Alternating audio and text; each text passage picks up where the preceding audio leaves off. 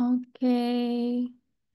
Halo, selamat pagi. Selamat siang Bapak Ibu. Kita ketemu lagi ya untuk hari ini di kelas pasti umum. Dan spesial untuk hari ini kita mau bahas saham-saham yang bertema ESG ya. Mungkin memang khususnya untuk tema hari ini kita mengangkat saham hijau nih yang menjadi pilihan cerdas untuk para Gen Z. Jadi mungkin yang udah hadir di sini itu merupakan seorang Gen Z ya. Nah, hari ini mungkin untuk pertama kali ya saya perkenalan diri dulu. Nama saya Syara Natasha selaku Retail Research Analyst dari CGS International Securities Indonesia. Dan nanti saya juga akan ditemani oleh Mas Wisnu ya, yang akan membahas lebih lanjut terkait dengan aplikasi iTrade yang kita punya. Nah, mungkin sebelum kita masuk ke pembahasan dari Mas Wisnu, mungkin kita masuk ke sesi yang pertama dulu ya. Untuk itu saya sambil izin share screen, Bapak Ibu. Oke, nah ini udah terlihat ya. Oke, hari ini kita mau bahas nih untuk tentang saham hijau ya, atau mungkin kita bisa bilang saham ESG nih. Kenapa untuk saham-saham yang bisa dibilang saham hijau ini itu menarik. Nah, mungkin sebelum kita telik lebih jauh, saham hijaunya itu tuh ada apa aja di bursa ya. Mungkin kita mau tahu lebih dulu nih, sebenarnya ESG itu apa, yang dimaksud dengan saham hijau itu apa ya. Karena mungkin belum banyak yang tahu, terutama mungkin kalau Bapak Ibu itu masih baru nih masuk di pasar saham. Kalau gitu kita akan mulai um, untuk sesi ini ya. Nah, yang pertama kita mau bahas latar belakangnya nih. Sebelum kita tahu ESG itu apa, mungkin kita mau tahu dulu ESG itu sebenarnya kenapa ada ya?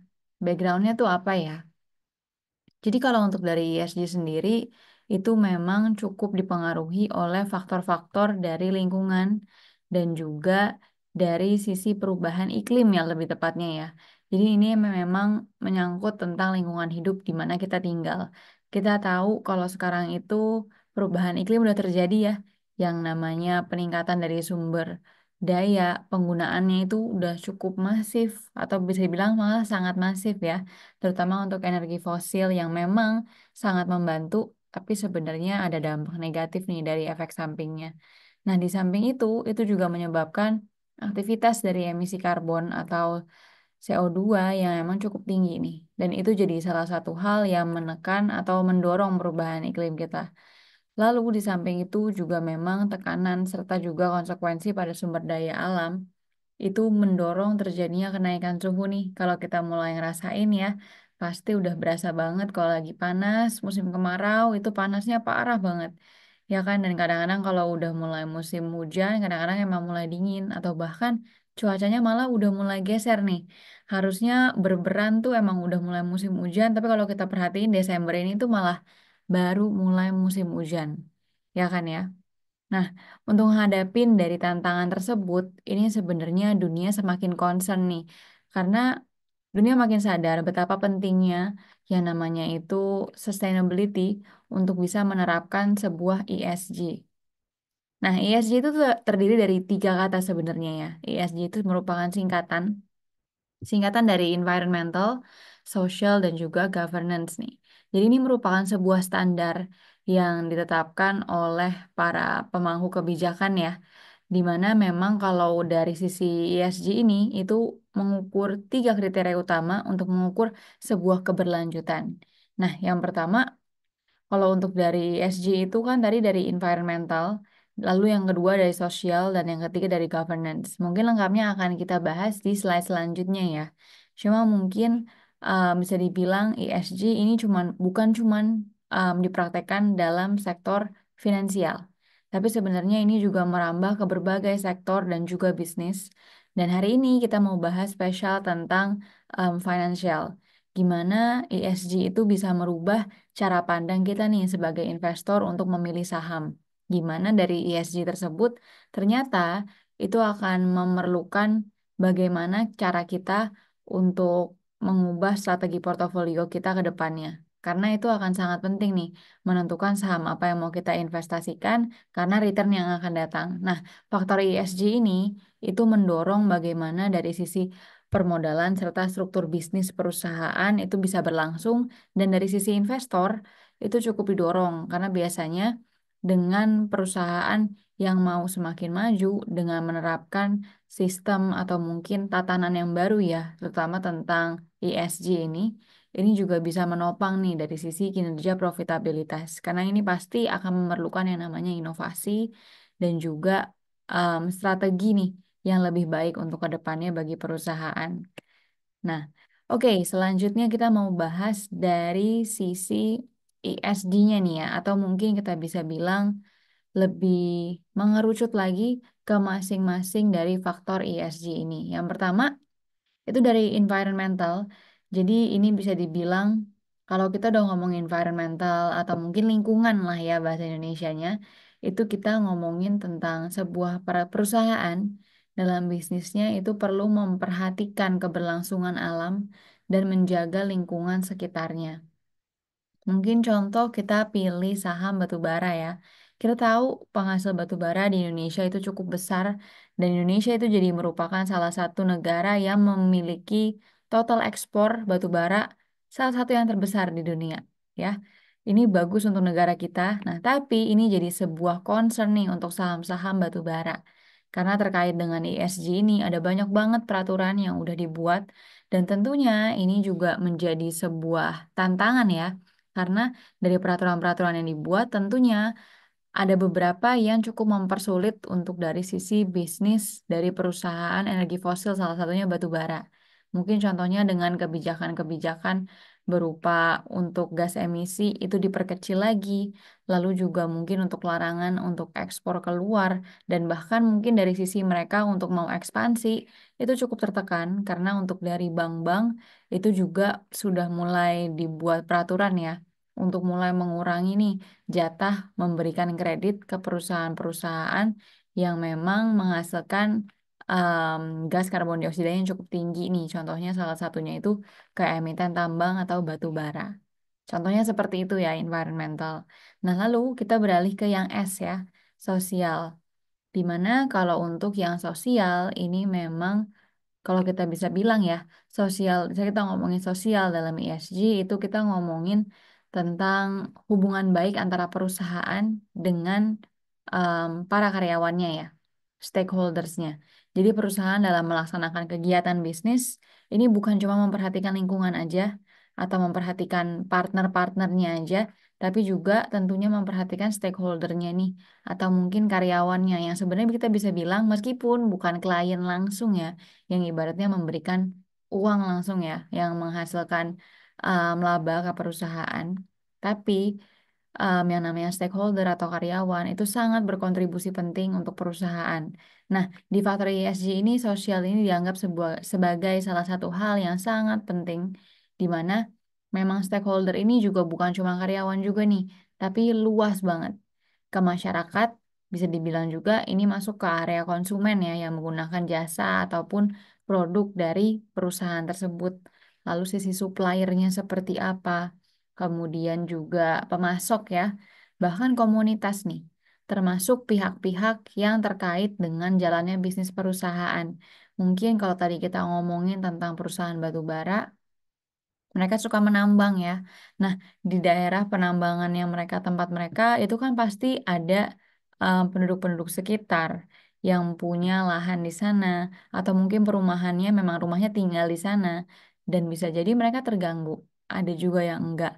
Nah, salah satu tugasnya itu adalah gimana cara mereka atau perusahaan bisa bertanggung jawab nih secara sosial. Jadi mungkin mereka bisa ngadain dari sisi untuk perusahaannya mungkin CSR ya dan lain sebagainya. Itu sangat menopang untuk dari sisi bisnis perusahaan ke depannya akan seperti apa nih. Karena tentunya kalau dia nggak bisa menjaga hubungan baik atau sosialnya em, dengan baik ya, itu pasti akan memengaruhi nih bagaimana kelangsungan untuk bisnis perusahaan ke depannya. Dan tentunya itu pasti juga akan ngaruh juga nih ke investor yang ibaratnya invest di perusahaan tersebut. Nah, lalu kita beralih lagi, kita ke sisi G-nya ya, atau dari sisi governance. Dimana kalau untuk dari sisi governance, itu kita ngomongin tentang tata kelola, ya. Perusahaan yang menjalankan usaha dengan tata kelola manajemen yang baik atau good corporate governance, yang mendukung aspek transparansi serta adanya kontrol internal yang baik ya, yang memadai, serta tetap memperhatikan hak-hak investor yang baik. Jadi memang kalau untuk dari sisi governance, kalau tadi environment kita ngomongin tentang lingkungan sekitar ya, lalu sosial kita ngomongin ke pihak-pihak yang kita terlibat. Nah, kalau governance ini lebih ke arah tata kelola perusahaan atau cara manajemennya untuk memanage perusahaan tersebut ke depannya seperti apa ya. Jadi ini juga turut menyangkut menyangkut tentang em, siapa aja nih pihak-pihak yang berkontribusi dengan perusahaan sampai dengan investor nih. Karena investor kan juga turut berkontribusi ya. Meskipun berkontribusinya itu mungkin bukan seperti karyawan nih yang harian, tapi kalau investor kan lebih ke arah injek dana. Nah, jadi ini gimana nih cara dari sisi manajemennya untuk menerapkan sebuah tata kelola yang tentunya efektif dan juga efisien, bahkan bisa dibilang memanage untuk dari sisi tata kelola dari sisi perusahaannya ya, baik dari segi peraturan, lalu untuk keberlangsungan bisnisnya, itu sebaik apa. Karena itu akan sangat menentukan nih untuk kedepannya, itu akan menjadi sebuah batu loncatan untuk perusahaan, atau mungkin ternyata malah jadi penghambat untuk perusahaan tersebut bisa lanjut maju. Itu dari sisi governance ya. Jadi kita udah bahas nih dari environmental, sosial, dan juga governance. Setelah kita juga udah tahu tadi latar belakang adanya ESG itu apa. Jadi ini memang sangat berpengaruh ya, kita bisa bilang. Jadi memang kalau kita tahu sebuah bisnis berjalan itu perlu adanya support yang sangat baik ya, yang struktural dari sisi dari manajemen, pemasok, lalu juga bagaimana cara mereka untuk nge-manage dari sisi internal mereka untuk kualitas produk, bahkan jasa mereka agar bisa tersampaikan dengan konsumen yang baik. Tapi nggak berhenti di situ, melainkan mereka juga harus memikirkan nih, gimana nih kalau keberlangsungan bisnis mereka dampaknya untuk ke lingkungan itu seperti apa? Apakah ada dampak negatif atau enggak? Dan kalau ada, bagaimana nih cara mereka untuk menanggulanginya? Karena untuk di saat ini ESG sudah semakin penting nih di kalangan investor, ya. Nah, mungkin selanjutnya ya berjalan juga dengan ESG sebenarnya ada nih tujuan dari ESG ya kita bisa bilang atau biasanya kita bilang tujuan pembangunan berkelanjutan atau Sustainable Development Goals ya atau SDG. Jadi ini biasanya kita bisa bilang sebuah tujuan nih untuk pembangunan keberlanjutan. Ini itu sebenarnya disepakati oleh banyak negara ya. Mungkin seperti yang Bapak Ibu lihat ini ada 17 tujuan di mana memang em, Indonesia merupakan salah satu dari banyak negara ya di dunia yang turut sepakat nih dengan SDG ini. Di mana memang kalau dalam prakteknya perusahaan juga perlu nih mengaitkan aspek keberlanjutan atau ESG dengan Sustainable Development Goals. Jadi memang ini berjalannya beriringan ya, ESG dan juga dari SDG. Karena memang tujuan dari ESG itu untuk menghasilkan atau mencapai dari 17 tujuan ini. Nah, mungkin kita juga mau bahas nih 17 tujuannya itu ada apa aja. Nah, mungkin untuk dari SDG sendiri ini udah disepakati dari tahun 2015 ya. Jadi bisa dibilang nih hampir 10 tahun lagi nih ya. Karena kita udah mau masuki 2025. Jadi emang udah cukup lama. Makanya ESG menjadi sebuah hal yang atau sebuah concern yang sangat penting untuk para kalangan pembisnis dan juga investor karena memang eksistensinya udah dari lama. Nah, Indonesia itu termasuk dari segitu banyaknya negara yang setuju atas ESG dan juga SDG ini, di mana SDG berisi itu 17 tujuan dan 169 target yang diharapkan untuk dicapai di tahun 2030 ya, atau 15 tahun yang akan datang. Nah, memang untuk gunanya itu pembangunan ini tentunya akan langsung berimpact ya untuk manusia serta juga dari lingkungan tempat kita tinggal. Jadi memang mungkin untuk jangka pendek itu belum terlihat ya. Cuman untuk jangka panjang itu baik banget untuk keberlangsungan kita sebagai manusia dan juga tempat tinggal kita. Nah, ini untuk dari SDG ya. Mungkin kita bisa bilang nih, intinya itu ada 5 ya. Mencangkup 5 hal nih kalau SDG. Isinya ada 17, tapi intinya adalah yang pertama sampai yang kelima itu kita ngomongin tentang people, ya, tentang manusia. Gimana caranya kita bisa mengakhiri kemiskinan dan juga kelaparan, bahkan untuk menjamin kesejahteraan ya. Kemudian yang kedua itu ada planet. Planet itu cukup banyak ya, atau kita nih ngomongin tentang lingkungan juga. Jadi ini ada 6 sampai 15 ya, kurang lebih hampir 10 ya. Dimana memang kalau untuk dari planet, itu gimana caranya dari sisi perusahaan bisa melindungi iklim dan juga sumber daya alam, bahkan iklim planet bumi. Makanya ini sangat penting nih untuk perusahaan-perusahaan yang memang kita bisa bilang tidak ramah lingkungan ya. Salah satunya mungkin yang batu bara tadi.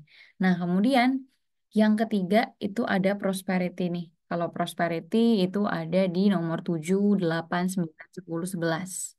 Nah, di mana memang kalau kita ngomongin tentang prosperity, itu kita ngomongin tentang perkembangan ekonomi ya. Perkembangan ekonomi, sosial, teknologi, serta keselarasan dari sebuah bisnis tersebut dengan alam. Yang dimana memang tujuan dari prosperity itu adalah bagaimana caranya ekonomi, sosial, dan teknologi itu bisa selaras dan juga bisa menyejahterakan manusia.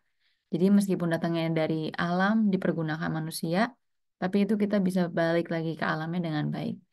Kemudian ada peace ya, damai di nomor 16 nih, di tujuan ke-16.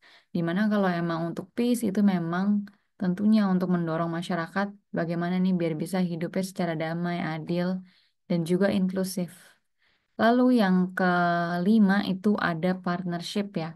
Partnership itu masuk ke target yang ke-17. Di mana kalau di partnership itu memang gimana nih caranya untuk mengimplementasikan pembangunan yang berkelanjutan melalui sebuah kemitraan global. Itu jadi dari inti dari SDG ya. Jadi kalau dari people itu nomor 1 sampai 5. Kemudian kalau untuk dari planet itu targetnya di nomor 6, 12, 13, 14, dan 15. Kemudian yang prosperity di target ke-7, 8, 9, 10, 11 ya. Jadi bisa dibilang nih memang 3 hal ini tuh memang mayoritas menjadi target nih. Kenapa SDG itu penting dan kenapa ESG itu sangat diperlukan. Nah, mungkin sekarang kita mulai masuk nih. Lalu kenapa sih kok investasi ESG itu penting? Jadi memang selain dari pelaku bisnis, tentunya untuk sebuah bisnis bisa berdiri itu kan tentunya perlu modal ya. Dan biasanya modal itu memang diberikan oleh investor nih. Nah, gimana cara kita untuk bisa memaksimalkan atau berkontribusi lah mengenai tentang investasi berbasis ESG atau juga sustainability nih. Jadi gimana caranya kita untuk bisa memilih nih perusahaan-perusahaan mana yang memang layak diinvestasikan karena selaras dengan prinsip ESG atau untuk keberlangsungan dari sisi lingkungan, sosial, lalu juga dari tata kelola perusahaan. Jadi mungkin kalau kita ngomongin tentang ESG ya, investasi pada perusahaan itu pastinya kita perlu perhatiin dari sisi kinerja, ya kan? Nah, dari sisi kinerja itu sebenarnya bisa nih kita kaitkan juga dari sisi keuangan, lalu sektor industrinya seperti apa, seperti yang tadi disinggung ya. Kemudian modal bisnisnya seperti apa, lalu juga prospek dari perusahaan atau usahanya itu seperti apa. Nah, investor itu bisa untuk memperhatikan keselarasan aspek-aspek yang diterapkan nih oleh perusahaan terkait dari environmental, sosial, dan juga governance. Governance. Karena dari 4 hal yang tadi itu sebenarnya masing-masing punya kalau kita bisa bilang tuh dari sisi 4 hal tadi itu kita bisa ambil ESG dari sana. Atau kita bisa narik nih kesimpulannya setelah kita melihat 4 hal yang tadi, apakah mereka selaras dengan ESG atau SDG yang tadi sempat kita singgung ya, dengan tujuan keberlanjutan. Apakah itu sejalan? Kalau selaras mungkin itu bisa jadi sebuah perusahaan yang layak untuk diinvestasikan nih untuk para sobat investor. Karena harapannya nih, selain investor bisa mendapatkan return yang tinggi, atau cuan yang tinggi ya secara konsisten dalam jangka panjang. Nah, harapan lainnya adalah perusahaan itu juga bisa memberikan dampak positif nih. Investor bisa memberikan dampak positif kepada masyarakat dan juga kepada planet tempat kita tinggal. Makanya itu jadi sebuah hal yang penting banget. Nah, kalau kita perhatiin Bapak Ibu ya, jadi sebenarnya untuk perusahaan-perusahaan yang listing di bursa itu punya bisa dibilang sebuah kewajiban ya untuk merilis yang namanya sustainability report. Setiap tahun tuh perlu satu ya. Jadi nanti biasanya Bapak Ibu tuh bisa nih searching baca-baca. Jadi gimana caranya mereka itu bisa menyelaraskan bisnisnya mereka lalu strategi ke depan dengan prinsip ESG ya. Ini bisa dicek di website resmi perusahaan. Namanya itu pasti sama ya. Mau di perusahaan apapun namanya itu Sustainability Report. Lalu diikuti tahunnya itu tahun berapa. Bisa cek di website resmi maupun juga di IDX. Nah, kemudian ini mungkin ada acuannya nih. Di IHSG atau di pasar saham kita, itu bursa udah buat banyak em, indeks ya yang berbasis ESG. Jadi ibaratnya kalau kita bingung nih perusahaan apa aja sih sebenarnya yang menganut ESG, kita gampang, kita perlu lihat dari indeks ini aja isinya ada apa aja. Ini yang pertama ada IDX ESGL ya. Bisa dibilang ini ESG leaders jadi kayak 15 sampai 30 saham-saham yang punya penilaian ESG yang baik dan tidak terlibat pada kontroversi yang signifikan nih terutama memiliki likuiditas transaksi dan juga kinerja keuangan yang baik. Jadi ESG Leaders ini bisa jadi salah satu acuan. Kemudian ada Sri Kehati juga. Kalau Sri Kehati ini terdiri dari 25 saham aja yang listing di bursa. Di mana tentunya ini juga memastikan untuk prinsip ESG-nya itu diterapkan oleh perusahaan ya. Dan kalau untuk Sri Hati itu bekerja sama dengan Yayasan Keanekaragaman Hayati Indonesia atau Yayasan Kehati. Jadi ini bisa jadi acuan yang kedua. Kemudian ada ESG Sector Leaders IDX Kehati ya. Jadi ini masih juga bekerja sama dengan Yayasan Kehati. Di mana memang kalau untuk di sini ini cukup banyak juga ya. Indeks ini tentunya berisi saham-saham dengan hasil penilaian ESG di atas rata-rata sektornya nih. Jadi bisa dibilang mereka kasih range score dan ini yang tertinggi di atasnya. Itu bisa jadi acuan juga atau mungkin mau yang keempat ESG Quality 45 IDX KHT ya. Jadi ini bisa dibilang merupakan 45 saham ya sesuai angkanya yang terbaik dari hasil penilaian ESG dengan kualitas keuangan perusahaan dan tentunya juga memiliki likuiditas yang baik. Nah, ini untuk indeks yang berbasis ESG. Nah, mungkin ada pertanyaan lagi nih, kenapa ya kok ESG penting? Ini sangat penting. Yang pertama kalau kita bahas untuk dari sisi perusahaan ya, ini ngebantu perusahaan untuk mengelola resiko nih yang akan datang. Karena ESG itu kan udah sangat diperhatikan. Lalu ke depannya tentunya pasti akan makin banyak peraturan-peraturan yang perlu ditaati nih oleh para pemangku bisnis. Jadi ini pasti akan menjadi sebuah resiko juga nih yang akan datang kalau misalkan perusahaan tidak menerapkan sisi atau keselarasan dengan bisnisnya. Lalu yang kedua ada tentang menjaga reputasi perusahaan.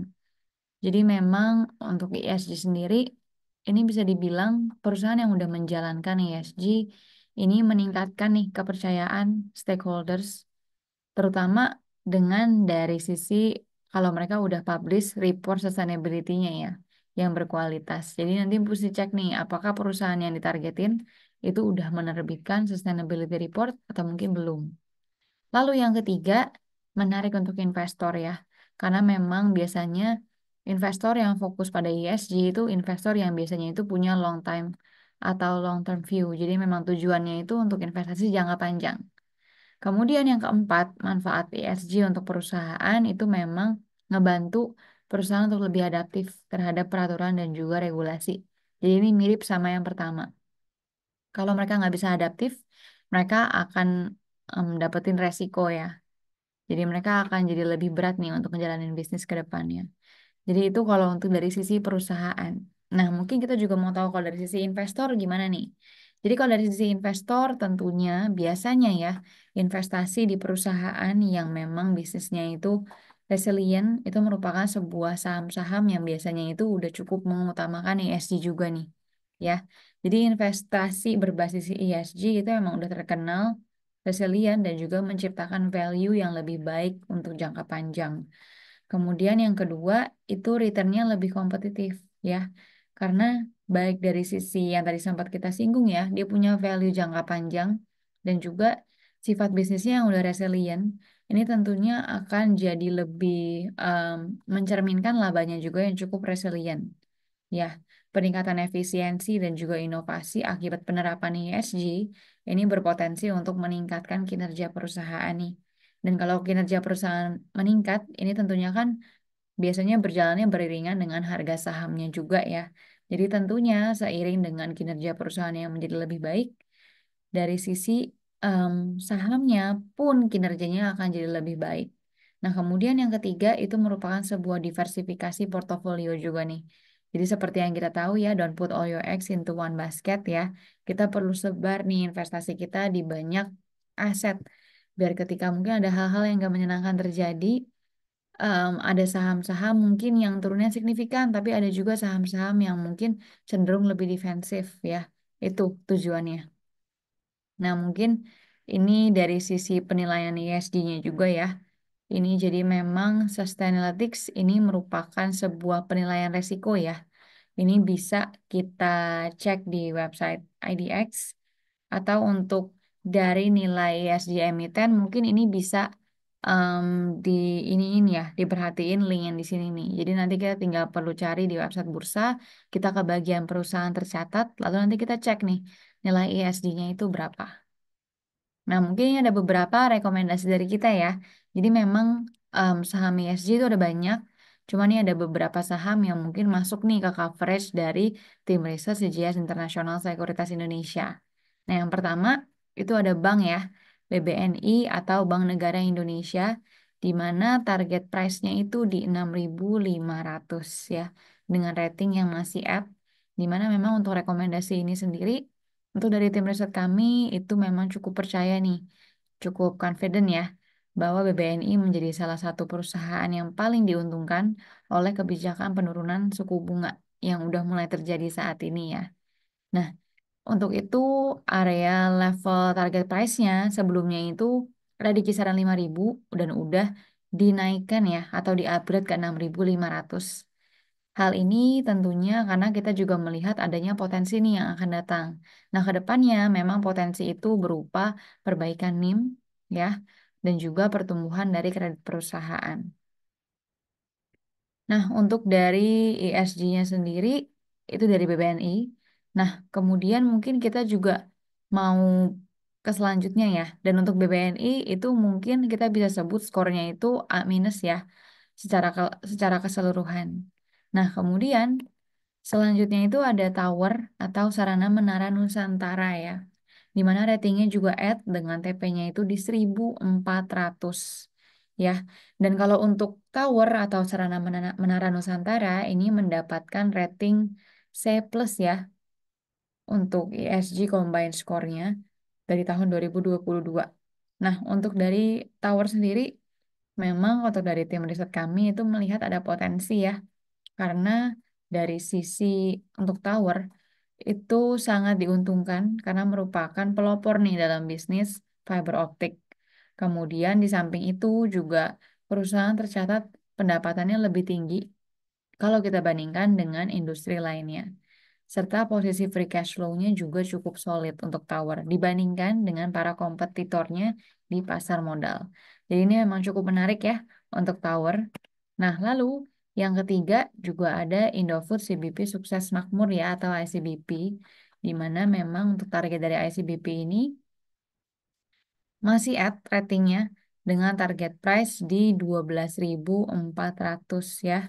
Dan untuk dari sisi ICBP sendiri ini memperoleh skor B minus ya untuk dari skor ESG-nya. Dan untuk dari katalis untuk ICBP ini memang cukup menarik ya, mengingat kita udah masuk ke kebijakan pemerintah yang baru nih ya.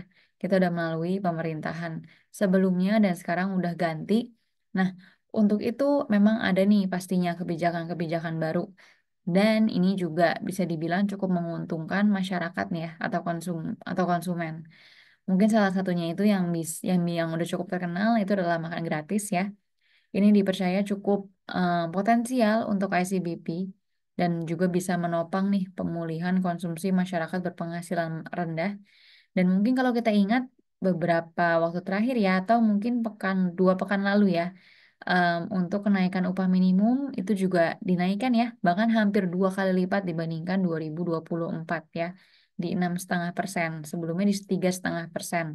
Jadi kenaikan ini diharapkan juga menjadi sebuah katalis positif untuk dari perusahaan ICBP ini sendiri, karena tentunya ini menjadi dorongan ya untuk daya beli masyarakat ke depannya ada potensi untuk mengalami peningkatan. Itu untuk dari sisi saham-saham yang di cover dan juga memperoleh rating yang baik ya dari sisi ESG-nya. Nah, mungkin itu yang bisa saya sampaikan di hari ini ya, Bapak Ibu. Untuk dari sisi em, ESG sendiri, itu beberapa tadi yang udah saya sampaikan itu alasan kenapa pentingnya ESG itu perlu menjadi concern investor juga untuk berinvestasi ya. Dan tentunya karena itu cukup penting, bursa juga udah memberikan acuan berupa indeks ya, ada 4 indeks yang cukup besar juga. Jadi mungkin para sobat investor nggak perlu bingung lagi kalau untuk cari perusahaan apa yang ESG ya. Nah itu cukup cari anggota dari indeks-indeks yang tadi sudah kita bahas. Ya, sekian dari saya. Mungkin selanjutnya kita akan mulai masuk ke sesi kedua ya, yang akan disampaikan oleh Mas Wisnu. Dan Mas Wisnu udah ada di sini ya bersama-sama dengan kita. Untuk itu, untuk waktu dan juga tempat, saya persilakan. Silakan Mas.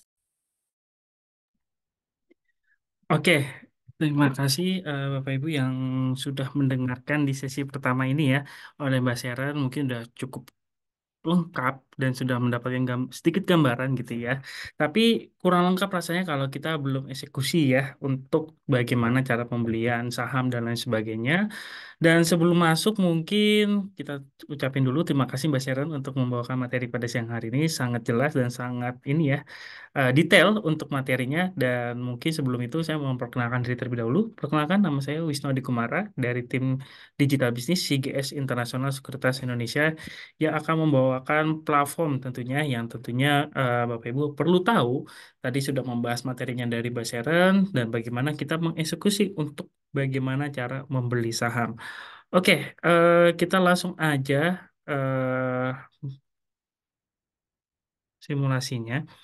Jadi Bapak Ibu, mungkin kalau misalnya yang belum mempunyai akun, silahkan membuka rekening di website resmi kita. Mungkin saya screen dulu.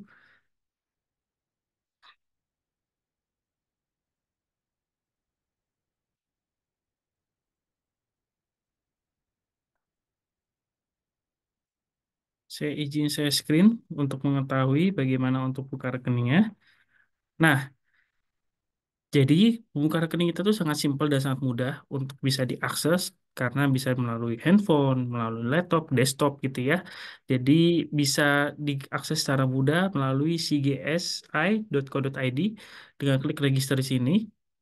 Nah, di sini ketika ingin melakukan pembukaan rekening, tentunya pastikan mendaftarkan email yang aktif beserta password dan konfirmasi password. Dan jangan khawatir, yang masih bingung cara melakukan pembukaan rekeningnya, kita selalu ready untuk bisa menjawab pertanyaan Bapak Ibu melalui WhatsApp ataupun email. Jadi masih bisa kita pandu cara pembukaannya dan sangat mudah.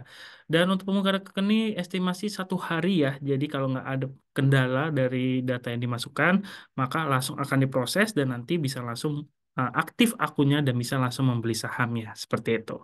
Nah, oke, kita langsung aja. Kita hari ini akan membahas dari seksi desktop ya.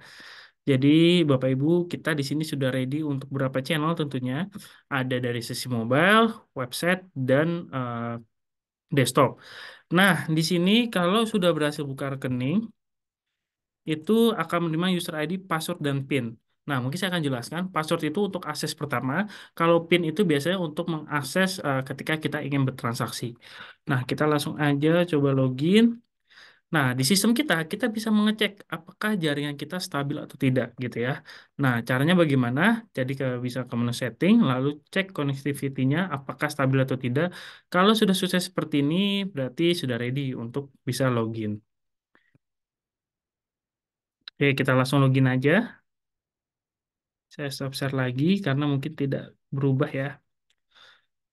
Nah, inilah tampilan untuk aplikasi desktop kita. Nah, monggo Bapak Ibu, jika ada pertanyaan bisa langsung tanyakan saja di kolom Q&A, mungkin yang di Facebook, live Facebook ya, ataupun yang di Zoom, seminar itu bisa langsung tanyakan saja. Dan di sini kita juga sistemnya sudah auto upload ya, sorry, auto update sebenarnya. Nah, jadi kalau misalnya sudah seperti ini, maka kita bisa update ke versi yang terbaru, tapi nanti aja kita langsung aja bahas. Nah, di sini banyak banget informasi yang Bapak Ibu bisa dapatkan dan ini bersifat gratis ya untuk data market. Jadi tidak ada biaya bulanan dan kita hanya dikenakan fee transaksi beli ataupun jual. Nah, fee transaksi kita untuk beli itu di 0,1815% dan fee jualnya itu di 0,2815%. Dan di sini juga kita tidak ada minimum saldo ya atau minimum deposit gitu ya atau minimum dana yang mengendap di RDN atau di rekening dana nasabah. Oke, kita lanjut aja di sini. Pertama di sini adalah ada pergerakan ISG kita gitu ya. Dan di sini ada volume. Nah, volume itu yang terjadi transaksi ya, turnovernya. Jadi kita lihat di sini juga terupdate di hari ini. Dan net cash-nya kita bisa melihat net buy atau net sell dari keseluruhan ISG kita. Kalau misalnya kita lihat di sini cenderung baik ya, karena ISG kita bergerak hijau. Dan kita lihat di sini ada menu trading. Nah, di menu trading ini tentunya kita bisa melakukan aksi beli dan jual ya untuk saham yang kita miliki atau kita mau beli yang saham yang kita inginkan. Kita tinggal rubah aja di sini saham yang ingin kita beli sebagai contoh, misalnya saham Sido. Oke. Lalu di sini jumlah lotnya. Jadi kalau minimum pembelian itu adalah di satu lot. Kalau kita pecah satu lot itu berapa? Satu lot itu adalah 100 lembar saham. Nah, ini kita bisa menyesuaikan harganya. Oke, lalu di sini kita bisa menggunakan dua tipe, yaitu adalah limit dan market. Kalau yang sekarang kita pakai adalah limit karena kita masih bisa merubah harga yang kita inginkan. Kalau market ya nanti akan langsung ke harga market si saham SIDO tersebut. Nah, kita pilih limit, oke, kita rubah lagi harganya, kita buy di sini. Nah, di sini yang kita maksud adalah memasukkan PIN ya, nanti akan dikirimkan juga dan bisa dirubah sesuai dengan PIN yang Bapak Ibu suka gitu ya. Lalu kita konfirmasi order. Nah, untuk melihat status transaksi kita itu ada di order list di sini. Oke, kita lihat ada beberapa order yang masuk ya. Di sini ada Samsido, Antam, lalu ada Goto dan lain sebagainya ya. Dan di sini juga ada saham, mungkin yang belum tahu nanti kita akan jelaskan. Di sini ada ETF gitu ya. Jadi Bapak Ibu bisa cek di sini untuk transaksinya. Nah, kalau kita lihat di sini, ini statusnya open, berarti kita belum deal dengan pemilik saham yang memiliki saham tersebut gitu ya, atau kita di harga bid yang cenderung lebih murah dibandingkan dengan harga saham tersebut saat ini. Nah, kalau statusnya open ini kita masih bisa merubah harga yang kita inginkan. Misalnya tadi kita contoh Sido ya, kita masih bisa berubah. Nah, kita tadi nginput di harga, sebentar, Sido itu tadi kita input di harga price-nya di sebentar ya. Price-nya di 650 ya. Kita masih bisa merubah harganya ya. Misalnya kita pengen sorry. Tadi kita ngordernya di harga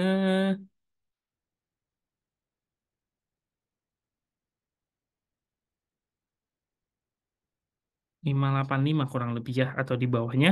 Kita bisa merubah harganya yang kita inginkan. Misalnya saya pengen merubah ke harga ke 575 ya. Kita unmanned. Kita konfirmasi order. Nah, di sini menjadinya match seperti itu. Jadi order kita sudah masuk. Nah, kita juga bisa langsung jual tentunya. Misalnya saya langsung jual Sidonya,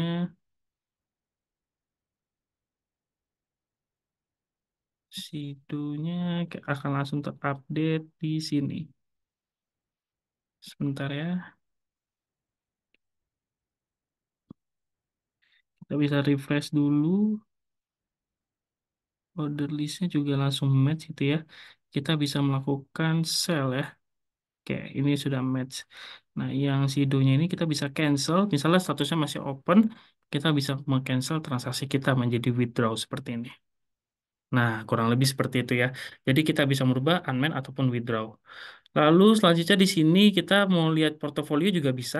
Nah, di sini juga pasti bingung ya, ada berapa angka yang ditampilkan. Di sini ada cost value, ini modal kita gitu ya. modal kita dalam keseluruhan saham dalam membeli saham yang kita miliki di portofolio. Nah, di sini ada market value, ini adalah keuntungan kita yang sudah ditambahkan dengan unrealized gain atau loss gitu ya. Maka totalnya 402.000 dan buying power itu adalah limit. Jadi ini adalah limit yang ditawarkan nasabah ketika ingin membeli suatu saham. Sebagai contoh misalnya, duit kita hanya 10 juta tetapi kita ingin membeli saham dengan value 11 juta. Nah, itu limit bisa dimaksimalkan atau bisa dipergunakan. Tetapi tergantung dari haircut dari saham yang Bapak Ibu ingin beli gitu ya.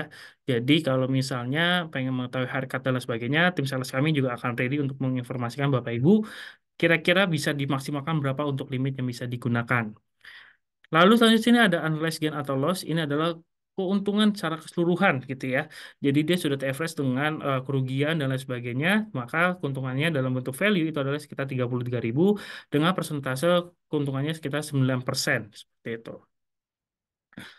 Nah, selanjutnya di sini juga ada order basket ya. Jadi sebagai contoh misalnya kita pengen membeli suatu saham dengan harga yang mungkin cenderung lebih murah atau menunggu gitu ya. Jadi kita bikin watchlist terlebih dahulu. Misalnya tadi kita mau beli, saya mau beli BBRI gitu ya. Saat ini harganya di sekitar 4.300-an. Saya ingin membeli ketika harganya 4.000 gitu ya. Lalu satu lot gitu ya. Lalu add to basket. Sebentar. Oke, misalnya coba kita add lagi. Oke, di sini misalnya BBRI, misalnya 4.000 atau basket. Oh, mungkin ini sedang kendala ya. Mungkin saya namain dulu di sini misalnya tes confirm lalu atau basket. Nah, seperti ini. Jadi, kalau misalnya BBRI sudah menyentuh di harga 4.000 maka nanti kita tinggal execute aja, tinggal dicentang di sini, lalu execute order, nanti ordernya akan masuk ke order list. Seperti itu. Oke. Nah, kalau market watch di sini mungkin cenderung lebih minimalis ya, atau agak sedikit kecil. Jadi kita bisa bergeser ke menu selanjutnya yang lebih besar tentunya. Nah, di sini adalah menampilkan semua saham yang ada di market. Jadi di sini ada kode sahamnya, deskripsinya gitu ya. Lalu di sini ada last trade, harga kejadian terakhir. Lalu ada bid in loss, ada bid dan offer gitu ya, sama kayak di order book gitu. Dan lalu di sini ada volume dari setiap transaksinya, dari sahamnya dan turnovernya. Dan di sini juga menampilkan dari cash map-nya ya. Nah, cash map ini melihat dari net buy dan net sell seperti itu. Kita bisa search juga, misalnya di sini kita mau lihat BBRI ya. Nah, BBRI ini cukup banyak, mungkin Bapak Ibu bingung ya. Ini bedanya dengan BBRI biasa, reguler, dengan ini apa ya? Nah, ini adalah warrant terstruktur atau penurunan saham, seperti itu ya, atau turunan saham.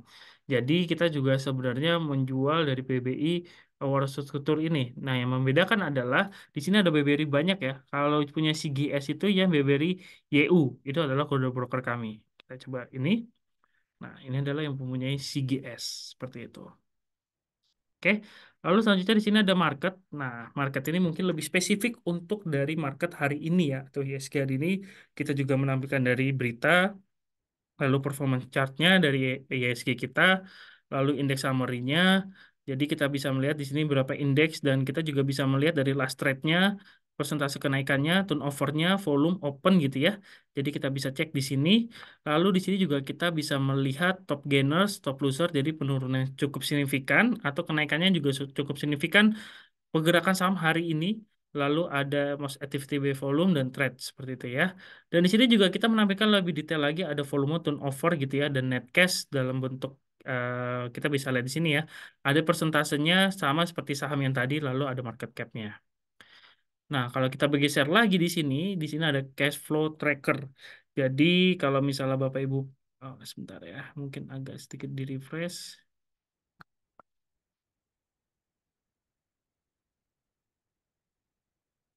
Mungkin kita harus update dulu yang tadi ya. Mungkin ini sedikit error. Lalu di sini ada sektor overview ya. Jadi kita bisa lihat di sini dari turnover dari beberapa sektor yang ditampilkan. Kalau ingin melihat top stok yang signifikan dan bisa melihat secara keseluruhan juga ada menunya tersendiri. Ada top gainers, top loser gitu ya. Activity dari volume terbesar dari suatu saham. Lalu ada trade dan turnovernya seperti itu. Dan next di sini ada corporate event. Jadi kalau misalnya Bapak Ibu pengen melihat aksi korporasinya, tidak perlu search ya di website dan lain sebagainya. Di satu platform pun sudah tersedia. Untuk mencari running trade di sini juga bisa dan kita bisa filter. Misalnya di sini mau cari saham apa gitu ya. Di sini kan banyak banget ya yang ditampilkan semua saham di bergerak secara real time. Misalnya kita mau menampilkan saham BBRI aja, kayak atau BBCA aja. Nah, kita klik save di sini. Nanti yang ditampilkan adalah BBRI dan BBCA aja, tidak keseluruhan saham yang ditampilkan. Kalau ingin menghapus, tentunya juga bisa, kita bisa silang di sini, nanti save, nanti ditampilkan semua saham kembali, seperti itu ya. Jadi tentunya bisa dicek secara mudah dan gampang. Lalu untuk performance atau heat map, kita juga bisa dalam bentuk seperti ini ya, untuk melihat kinerja dari market cap, volume, itu kita bisa filter base sektornya, seperti itu. Lalu ada global market summary. Nah, kalau global market summary ini melihat dari harga indeks yang di luar tentunya dan nanti juga akan menampilkan dari harga currency dan commodities. Nah, kalau di menu code ini mungkin lebih detail untuk dari suatu saham ya, performance dari suatu saham. Kita lihat di sini ada detail code-nya, jadi menampilkan dari sisi bid-nya, lalu offer-nya, last quantity-nya, last trade-nya. Lalu di sini juga kita bisa melihat performance dari 1 bulan, 3 bulan, 1 tahun terakhir gitu ya. Dan di sini juga ada net cash, ada cash in turnover, cash in volume, dan cash in trades ya. Dan kita juga bisa melihat historical performance-nya dalam 1 minggu gitu ya. Lebih terperinci lagi 1 bulan, 3 bulan, 1 tahun dengan year to date seperti itu. Oke, lalu di sini ada company profile dari suatu saham karena sudah TBK gitu ya, maka sudah ditampilkan dari company profile-nya. Kita juga menampilkan intraday monitor. Nah, di sini kita bisa melihat dari sisi volume, lalu turnover-nya kita bisa ganti sesuai dengan keinginan dari average 5 hari sampai 20 hari seperti ini. Nah, untuk melihat dari sisi volume, lalu value dari suatu harga saham, kita bisa cek di sini. Kita bisa bergeser dari setiap harganya, volumenya berapa, frekuensinya berapa, dan value-nya berapa. Seperti itu ya. Dan di sini kita bisa melihat sistem sudah mengakumulasi dari keseluruhan itu, dari sisi volume, frekuensi, dan value. Dan di sini kita lihat dari trade list-nya ya, kita bisa melihat di sini dari trade ID-nya, price-nya berapa dan berapa lot-nya. Jadi bisa lebih mendetail gitu ya. Dan kejadiannya di jam berapa. Lalu di sini ada history data, kita bisa melihat harga pembuka, harga tertinggi, harga terendah, harga penutupan kemarin, volume dan turnover yang mungkin sudah lampau gitu ya. Jadi kita bisa memfilter dari awal tahun sampai hari ini untuk history data saham Telkom beserta di sini juga ada chartnya yang kita sudah sediakan. Nah, kalau yang laporan keuangan ini ya mungkin yang senang analisa fundamental untuk melihat capital gain gitu ya. Sorry, mau lihat profit dari suatu perusahaan juga bisa cek di sini untuk di menu finansial atau di laporan keuangan. Dan di sini juga kita sudah sediakan trading monitor dari suatu harga dari si saham tersebut. Mungkin lebih detail ya.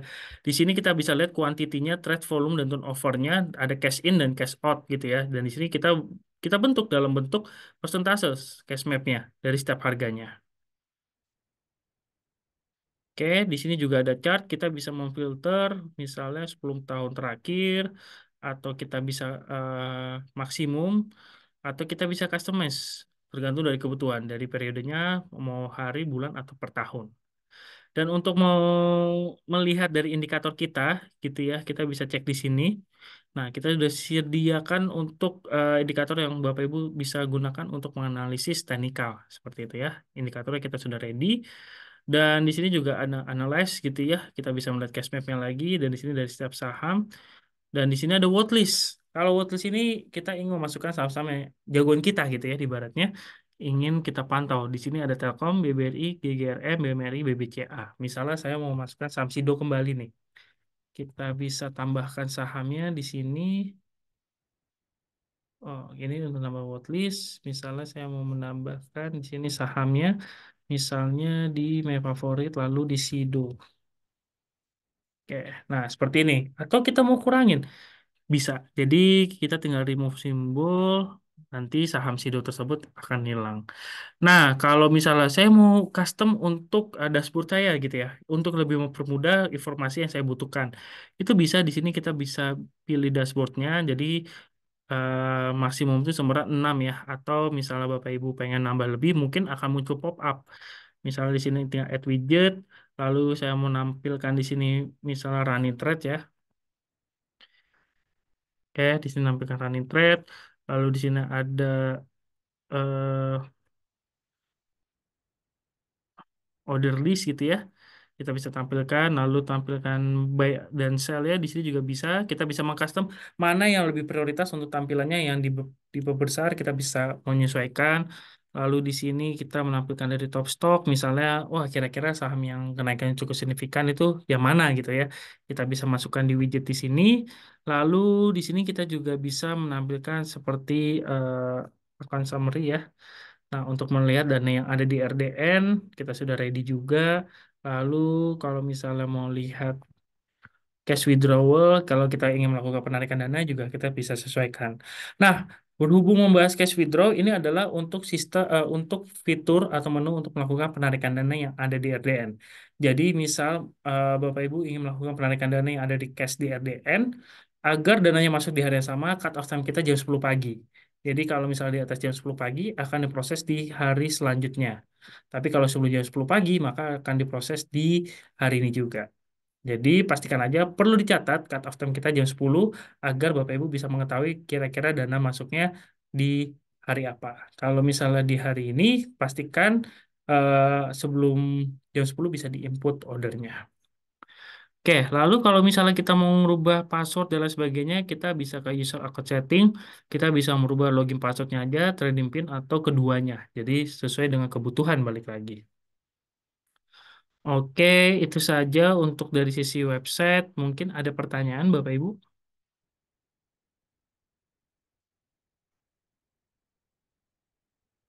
Oke, jika tidak pertanyaan, mungkin kita langsung akhiri saja untuk kelas pasti hari ini. Terima kasih Bapak Ibu telah mengikuti kelas pasti. Sampai jumpa di kelas pasti selanjutnya dan tetap stay tune terus di sosial media kita terkait update-update kelas edukasi kita atau promo-promo atau event-event kita yang lainnya. Terima kasih Bapak Ibu dan selamat siang.